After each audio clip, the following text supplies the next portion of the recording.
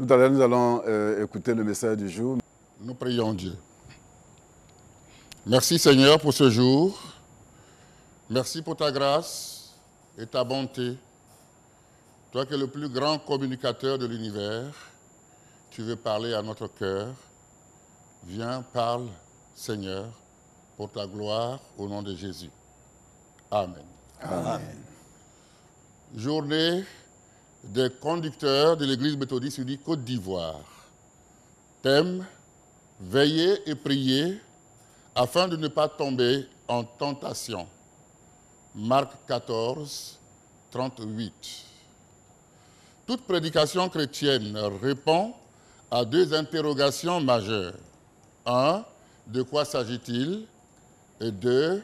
Qu'est-ce que cela signifie? Si la première question, de quoi s'agit-il, nous invite à connaître l'auteur et le contexte historique, la deuxième question, qu'est-ce que cela signifie, a pour objet de toucher notre cœur pour transformer notre vie. La vie est une marche, un itinéraire, trop souvent parsemé d'embûches. La tentation est un écueil, un piège que nous devons affronter chaque jour. Contexte historique. Marc, l'auteur de l'Évangile, il s'agit de Jean-Marc. Son nom juif, c'est Jean. Son surnom, Marc, qui vient du latin Marcus, signifie marteau. Il n'a pas été disciple de Jésus-Christ. C'était le fils spirituel de Simon-Pierre. Le récit qu'il nous présente porte l'empreinte de Pierre, qui est originaire de Bethsaïda, ce qui signifie maison de la pêche. Matthieu est solennel et grave. Marc déborde de vie. Matthieu transcrit des paroles. Marc s'intéresse aux actions merveilleuses de Jésus et à leur cadre. C'est le plus ancien évangile, 64-68 de notre ère. Selon la tradition, Jean-Marc l'a composé à Rome. L'évangile de Marc nous montre un Jésus en action, au service des autres. Un Jésus qui se sacrifie et qui sauve.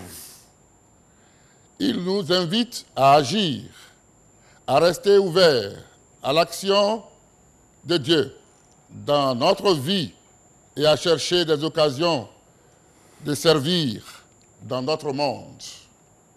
Le thème du jour est logé dans la partie dont le titre est « Souffrance et mort du serviteur ». Jésus se trouve à Gethsémané, qui signifie pressoir à huile. Jésus supplie Dieu, son Père, de trouver un autre moyen que la croix, si cela est possible. À 3 reprises, il trouve les disciples, Pierre, Jean et Jacques, endormis. Il leur fait alors cette recommandation ferme. Veillez et priez afin de ne pas tomber en tentation. Marc 14, 38. La tentation. Dans la Bible, l'épreuve et la tentation sont pratiquement synonymes. Le mot épreuve évoque deux séries de réalités. L'une tournée vers l'action, un examen, un concours. L'autre liée à la souffrance, un échec, une maladie, un deuil. 3 acteurs peuvent prendre l'initiative de l'épreuve. Dieu éprouve l'homme pour connaître le fond de son cœur. L'homme essaie aussi de se prouver qu'il est comme Dieu, mais sa tentative est provoquée par une séduction et aboutit à la mort. Ici, l'épreuve devient tentation. Le troisième personnage, c'est le tentateur. Dans la conscience d'Israël, le drame commence avec son élection. L'homme est appelé à s'engager face à la promesse. C'est l'épreuve de la foi. C'est celle d'Abraham, de Joseph, de Moïse et de Josué. Le fait typique est sans doute le sacrifice d'Isaac, Genèse 22. Après l'épreuve de la foi, il y a celle de la fidélité à l'alliance, que l'on appelle également l'épreuve de l'amour. Depuis l'exil jusqu'au Messie, on parle de l'épreuve de l'espérance. Poursuivant notre analyse, dans l'épreuve de Job, l'homme affronte au-delà de l'impossible l'absurde. L'épreuve du Christ démontre au plus haut point que même le Fils de Dieu n'a pas été épargné. Mais il n'a ni succombé à l'épreuve, ni à la tentation. Les attaques de Satan. Satan attaque chaque chrétien principalement par la tentation. Il concentre ses attaques dans les deux domaines suivants. Premier domaine, les désirs du monde. Il cherche à tenter le croyant à devenir absorbé dans le système charnel. Les bénédictions matérielles du monde deviennent un désir primordial dans sa vie. Elles deviennent un désir principal. L'honneur et la renommée dans le monde deviennent un but important. Et le réconfort d'être uni avec les gens du monde devient une fondation pour notre sécurité. Deuxièmement, sur ce point, les désirs de la chair. Grâce à l'œuvre de Christ sur la croix, le chrétien est délivré des conséquences et de la puissance du péché. Mais il continue à vivre dans un corps physique qui est sujet aux appétits et désirs normaux. Satan se servira de ces désirs pour pousser le chrétien à leur accorder plus d'importance qu'à la direction du Saint-Esprit dans sa vie. La victoire originelle de Satan. Satan remporta sa première victoire dans le domaine du monde et de la chair en tentant le premier homme et la première femme. Ces tactiques demeurent les mêmes aujourd'hui, car tout ce qui est dans le monde, la convoitise de la chair, la convoitise des yeux et l'orgueil de la vie ne vient point du Père, mais vient du monde. Depuis la chute d'Adam et Ève, toute l'humanité est gouvernée par la chair. La chair est aussi corrompue par une nature pécheresse. La victoire remportée par Christ. Par sa vie, Jésus fut tenté en toutes choses, tout comme nous le sommes. Par sa mort et sa résurrection, la foi qui reçoit l'œuvre de Christ délivre le chrétien de la puissance et de la domination du péché sur lui. La victoire constante du chrétien, grâce à cette grande victoire que Christ a remportée pour nous, le chrétien peut maintenant vaincre toutes les attaques de l'ennemi. Voici 7 clés pour une victoire constante. Première clé, il faut savoir que la victoire a déjà été gagnée. Puisqu'il a été vaincu à la croix, la seule force que le diable possède maintenant est l'ignorance du chrétien. C'est pourquoi Osée dit « Mon peuple périt faute de connaissance ». Mais quand un chrétien a fait l'expérience de toute l'œuvre de la croix et de la résurrection dans sa vie, il enlève au diable toute arme qu'il possède contre lui. Deuxième clé, il faut marcher avec l'esprit. Une nouvelle puissance est placée dans le chrétien. Le Saint-Esprit lui-même, nous devons obéir à sa direction dans notre vie de chaque jour. Troisième clé, il faut reconnaître la vérité concernant la tentation. La tentation n'est pas un péché.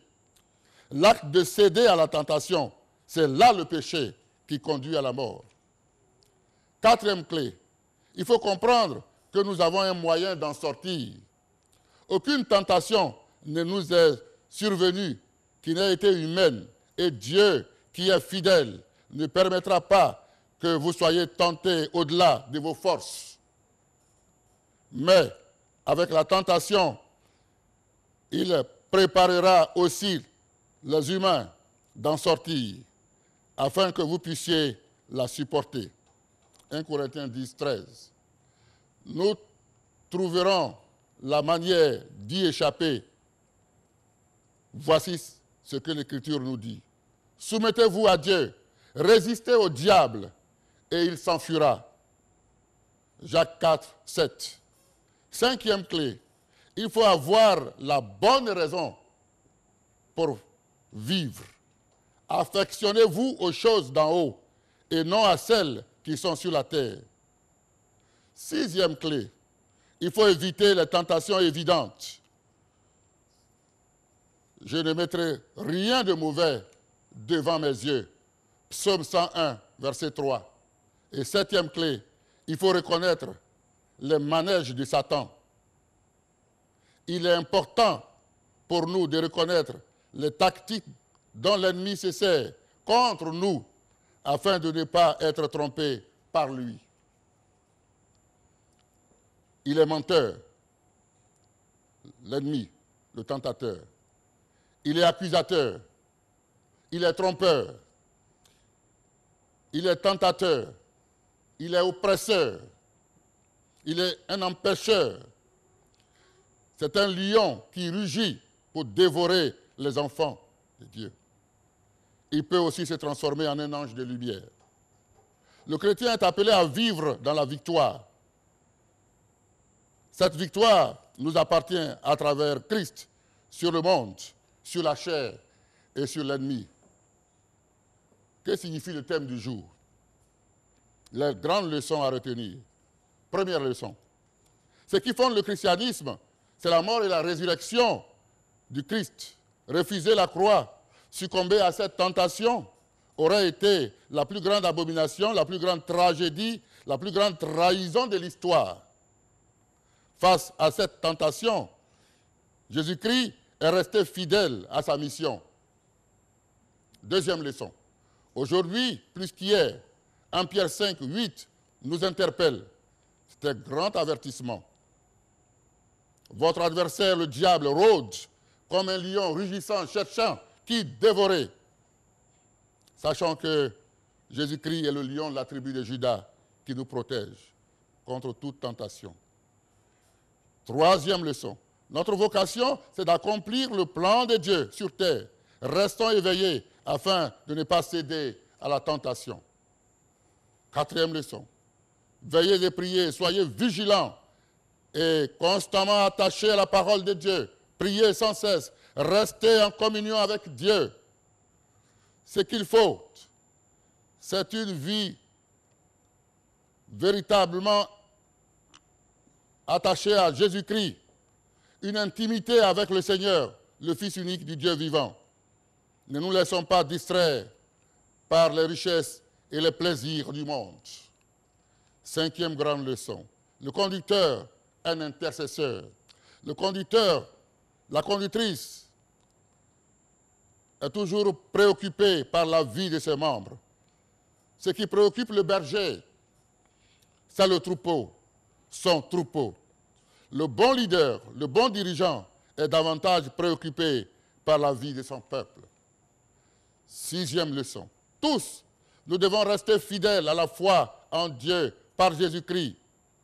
Rester fidèles au Dieu de l'Alliance, au Dieu de l'espérance en Christ, le Rédempteur de l'humanité. Septième grande leçon. Mon frère, ma sœur, tu veux un voyage, tu veux un enfant, la protection, la promotion, la prospérité.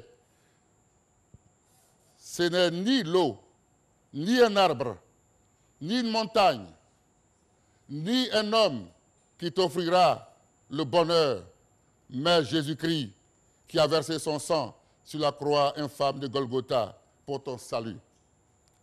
Huitième grande leçon et grande vérité. L'un des plus grands défis de notre pays, la Côte d'Ivoire, en prélude aux échéances électorales de 2020 et au-delà, c'est la réconciliation, la cohésion sociale et la paix. La paix qui est le préalable à tout développement harmonieux. Ne succombons pas aux démons de la division. Bannissons de nos cœurs la haine, le mépris, le rejet de l'autre et la violence. Cultivons l'amour, l'unité, la fraternité, le respect, la différence, pour une Côte d'Ivoire unie, solidaire et prospère. En résumé, veillez et priez afin de ne pas tomber à tentation, quels que soient les aléas et les soubresauts de la vie. Frères et sœurs, restez fermes dans la foi, dans l'amour, dans l'espérance, en Christ, le Sauveur du monde. En toutes choses, agissons pour la gloire de Dieu. Agissons pour la gloire de l'Éternel. Dieu vous bénisse au nom de Jésus. Amen. Amen.